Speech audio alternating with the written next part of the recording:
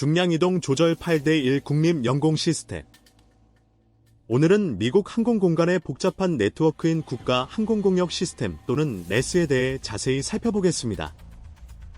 이 포괄적인 레이블에는 항공로 시설, 장비, 서비스, 공항 또는 착륙 지역, 구획 지도, 정보 서비스, 규칙, 규정, 절차, 기술 정보, 인력 및 재료 등 미국 항공공역과 관련된 모든 구성 요소가 포함됩니다. 특히 이 시스템의 많은 부분은 군사와 함께 공유됩니다. 미국은 국제민간항공기구 ICAO에서 개발한 분류 시스템의 주요 요소를 준수하여 국제항공규격을 따르고 있습니다. 항공정보 매뉴얼 AIM에서는 항공공역 분류, 운영 절차 및 제한 사항에 대한 자세한 정보가 제공됩니다. 이제 관습적인 규범과는 달리 본 핸드북은 복잡한 주제부터 간단한 개념까지 역순으로 논의를 제시하여 보다 이해하기 쉬운 학습 여정을 제공합니다. 또한 중량 이동 제어 WSC, 항공기의 시각 비행 규칙 BFR, 최소값에 필요한 정보만을 제공합니다. 항공공역은 일반적으로 제어되는 공역과 제어되지 않는 공역으로 널리 나눌 수 있습니다. 제어되지 않는 공역에는 G등급 공역이라고도 하는 G등급이 포함되어 있습니다. G등급 또는 비제어 공역은 A, B, C, D 또는 E등급으로 지정되지 않은 공역의 일부입니다. G등급 공역은 그 위에 있는 제어 공역 B, C, D 및 E등급의 기점에서 표면까지 이어집니다. 대부분의 G등급 공역은 지상 높이 A겔 700 또는 1200피트에서 시작하는 E등급 공역과 겹칩니다. 특히 미국의 외진 지역에서는 E등급 공역이 시작되기 전에 G등급 공역이 700 및 1200R보다 높은 14500피트까지 이어집니다. 조종사는 낯선 지역에서 비행하기 전에 해당 구획 지도를 확인하여 공역의 한계를 인식해야 합니다. 이제 제어 탑이 없는 경우 비제어 G등급 공역에서 운영을 위한 요구사항에 중점을 두겠습니다. 1200피트 A겔 이하에서 운영하는 경우 조종사는 구름을 피해야 합니다. 1200피트 R보다 높지만 해발고도 1000피트메셀 이하에서 운영하는 경우 구름의 위쪽은 1000피트, 아래쪽은 500피트, 가로로는 어느 구름에서도 2000피트 이상 벗어나야 합니다. C152라는 네모네모 구름 비행 요소 기억술, 연상기호 중 하나를 사용하여 기본적인 구름 클리어런스, 허용을 상기시킵니다. 이 경우 구름 1000, 500, 그리고 2000을 기억합니다. 1000피트메셀 이하의 G등급 공역에서 주간 비행 시 가시거리는 사선거리 1마일, SM,로서 개인 조종사는 3SM이고 스포츠 조종사는 1SM입니다. WSC 조종사를 위한 특정 G등급 기상 최소값은 그림 8대6을 참조하십시오. 마무리하며 네스는 복잡하면서도 복합적으로 연결된 시스템이며 그 다양한 구성 요소를 이해하는 것은 안전하고 정보에 기반한 비행을 위해 굉장히 중요합니다. 특히 중량 이동 제어 항공기를 운영하는 경우. 이제 우리는 제어 공간에 대해 자세히 알아보겠습니다. 제어 공간은 항공교통통제, ATC, 서비스가 정의된 차원을 포함하는 용어로 다양한 등급으로 구성되어 있습니다. 가장 낮은 등급부터 차례대로 살펴보겠습니다.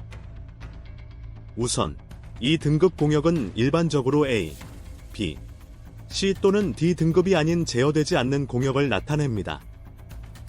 이 등급은 지표면 또는 지정된 고도에서 상층 또는 인접한 제어 공간까지 상승하는 연방항로로 구성되어 있습니다. 그림 8대3과 8대7에서 확인할 수 있듯이 이 등급은 1200피트 에글에서 시작하여 양쪽으로 4해리씩 최대 8000피트까지 연장됩니다. 미국 내에서 이 등급 공역은 미국 48개 연결주와 알래스카의 해안으로부터 12해리 이내의 수역을 포함한 공역 위 1200피트 에글에서 시작하여 8000피트를 포함하지는 않습니다. 이 등급 공역은 특정한 통신 요구사항이 없지만 일부는 계기적 진입을 위한 진입로를 제공하도록 설계되어 있습니다. 해당 지역에서 운행할 때 적절한 통신이 확립되었는지 확인하는 것이 중요합니다. 다음으로는 제어 탑이 있는 공항에서의 운영에 대해 알아보겠습니다. 모든 학생 조종사와 사설 조종사 학생은 B, C, D등급 공역 및 제어 탑이 있는 공항의 공역에서 운영하기 위한 승인이 필요합니다. B등급 공역에서 운영하려면 사설 조종사 학생만이 적절한 승인을 받을 수 있습니다. 스포츠 조종사도 B, C, D등급 공역 및 제어 탑이 있는 공항의 공역에서 운영하기 위해 승인이 필요합니다. 모든 학생과 스포츠 조종사는 운영에 대한 추가 제한 사항이 있는 구체적인 B등급 공항이 있습니다. 이로써 우리는 제어 공간과 관련된 다양한 등급 및 운영 규정에 대해 알아보았습니다. 이 정보를 토대로 안전하고 효율적인 비행을 위해 항공 규칙과 절차를 준수하는 것이 중요합니다. 다음으로 D등급 공역에 대해 살펴보겠습니다. D등급은 작은 공항을 중심으로 하며 표면에서 2500피트에 하지만 MSL로 표시됨 까지의 공역을 포함합니다. 각 D등급 공역은 개별적으로 조정되며 항법 절차가 공개될 때 해당 절차를 포함하도록 설계됩니다. 그림 8-8에서 확인할 수 있듯이 섹션 차트에는 D등급 공역이 명시되어 있습니다.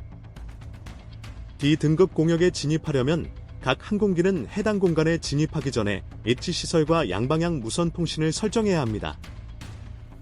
무선 통신은 D등급 공역 경계로부터 충분히 먼 곳에서 시작되어 양방향 무선 통신이 확립되기 전에 D등급 공역에 진입하지 않도록 주의해야 합니다. 중요한 점은 컨트롤러가 WSC 비행기의 호출 부호를 사용하지 않고 초기 무선 호출에 응답하면 무선 통신이 확립되지 않았으며 WSC 비행기는 D등급 공역에 진입할 수 없습니다. 또한 D등급 공역과 관련된 많은 공항은 24시간 관제탑을 운영하지 않습니다. 운영되지 않을 때 해당 공역은 일반적으로 E등급 또는 G등급 공역으로 전환되며 통신 요구사항이 없습니다. 공항의 운영 시간에 대한 구체적인 정보는 FT를 참조하시면 됩니다. 다음으로 C등급 공역에 대해 알아보겠습니다. C등급 공역은 일반적으로 운영 관제탑이 있는 공항을 중심으로 하며 해발 고도 위 4000피트까지의 범위를 가지고 있습니다. 이 공역은 레이더 진입 제어 서비스를 제공하며 특정 수의 IFR 비행 및 승객 탑승이 있는 공항으로부터 확장됩니다.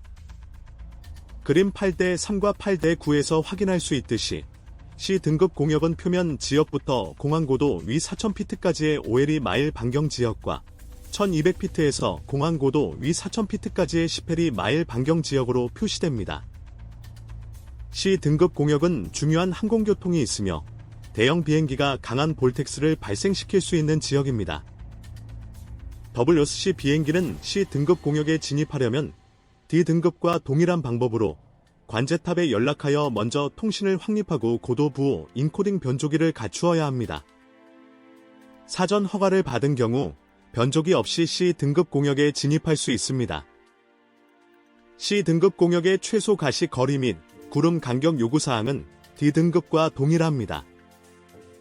최소 가시 거리는 세 스태튜트 마일이며 구름과의 최소 거리는 위로 1000피트, 아래로 500피트, 수평으로 2000피트입니다.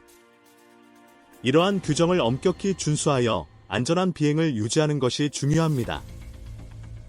좋아요와 구독을 누르고 댓글을 남겨주시면 전자책 31권 중 한 권을 무료로 다운로드할 수 있는 쿠폰을 드립니다. 그러나 각 개인은 31개의 전자책 중 최대 1분개까지만 무료로 다운로드할 수 있습니다.